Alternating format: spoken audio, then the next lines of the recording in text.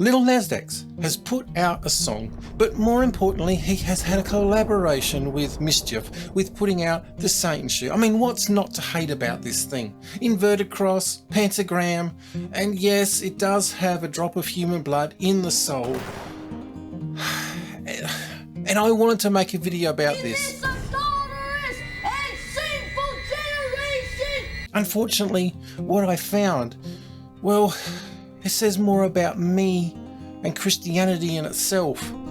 I spent my entire teenage years hating myself because of the stuff you all preached would happen to me because I was gay. So I hope you are mad, stay mad, feel the same anger you teach us to have towards ourselves. That is a lot of hate.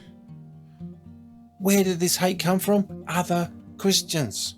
I mean, just think about Jesus. Where did he go?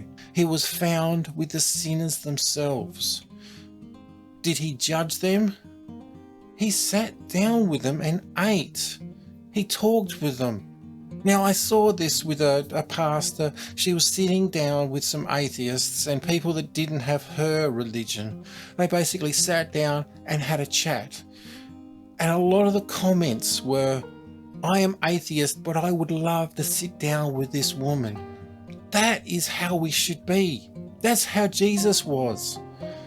And I am ashamed to say that well-meaning Christians come along yelling at people and telling them they are condemned to hell. Just remember that throughout the whole Bible it says, love the Lord your God with everything you have, with your heart, your body, and your soul.